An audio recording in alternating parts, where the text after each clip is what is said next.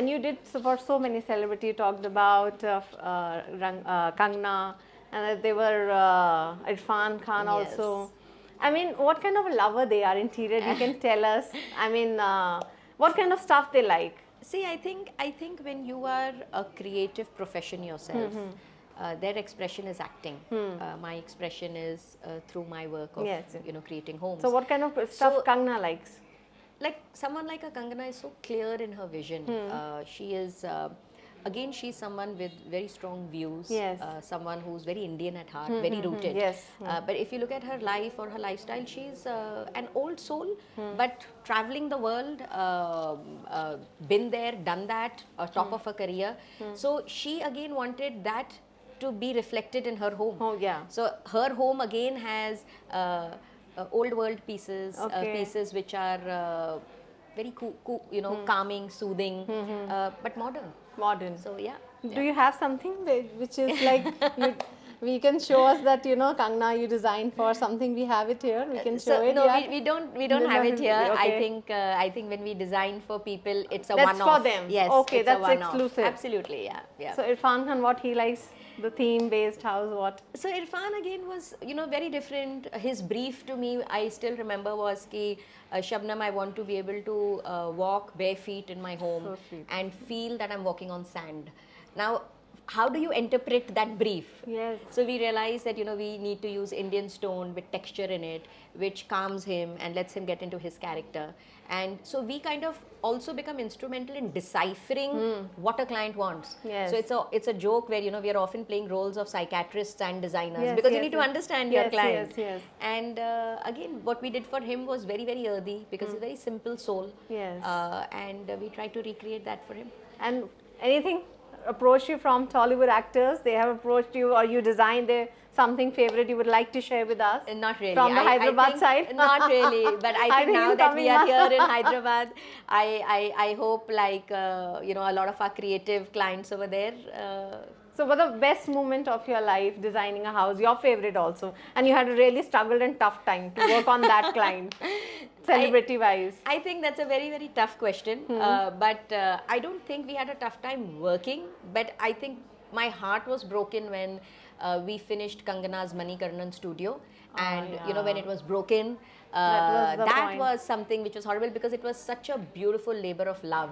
You designed that? Yes, we designed that. Yes. So I think there are so many stories. We are storytellers in our work. So each experience is different. Each client's work leaves different impressions. So I think studios, you just come up with this very good thing, that Manikarnika ka, you did it, or other studios which you did, like which very close to you. I mean, so we've done the Applause Corporate Office, we've done MX Player, so movies. Movies as Kangana. I think after her house, you were her best buddy to design. We're not into production design as yet, but like you say, never say never. But the kind of things you're doing, it's same only, the creativity. Yeah. So what's the plan now, or what exactly you're looking forward now? So we've started Kosha as a brand in Hyderabad, offering interior services, which are turnkey services, a one-stop shop for every interior need of Hyderabadis. They can design anything. So we can design anything. We offer stylized services. We offer any requirement that you might have. I just wanted a little bit of feel with my viewers. This tool, the kind of look I want my cameraman to show. What was the idea like for the kids? So that they get attracted. I mean, kids so naturally take to nature and animals. I think it's the adult humans that put fear of animals in them. But if you just see a child, they feel connected. And I think when we were designing these baby stools, we wanted something that has texture, that baby has stools, the motoring skills, the carving. We wanted some fun animal element. And even if you see our work, it's not serious. It's like fun, it makes you smile. Like if you put it, I think the kids can enjoy this wall. Absolutely. So this actually is something we used to play.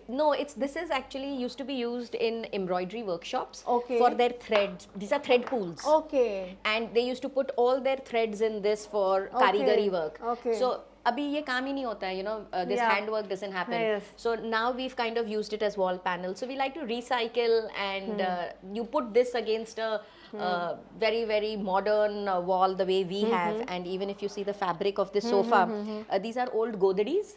which people used to odo in Jaipur and stuff. So we've picked up vintage fabrics and we've kind of juxtaposed. So from where you're getting all this? Like, it's like heritage. Have you collected like the oldest thing? I'm a hoarder. I'm a collector. I'm a traveler. Older you must be. I don't know how long. Big. So every centuries products you must be having. I'm not that old, but not yet centuries. Maybe your dad has collected that time and gifted you. I love to travel. Yeah. And every time we source for clients for our projects, every time we love something, we just kind of pick it up. We know that it will hit us, what we want to do, what we want to design. And then we keep coming up with pieces. So the oldest product you have with you?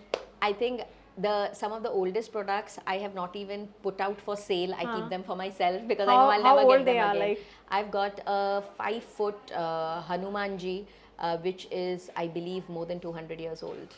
And he's a beauty. And the moment I saw him, I said, he's mine. And I'm not, there is no way I'm giving him to anybody. Years back. Yes. We can't see that, no? No, that's not here. We'll not get the opportunity. That will be with you in Bombay, right? Absolutely, yeah. That's so that's the oldest you had? That's the oldest I have, yes. My God. And we talk about the other part, the wood part. Right. That you're focused more, like people go for a plastic or other fabrics. Yeah, so you more into organic. Absolutely. Even our fabrics that you will see, they are breathable fabrics, linens and jute. Is it a natural fan? I can feel. So this was my first attraction. Yes, this is a Banjara lehenga. Yes. And we've kind of taken this beautiful emerald green satin silk, which is also a vintage fabric, and laced it so that when she flies with the fan. I thought we don't need a fan now. It's lovely, isn't it? Yeah.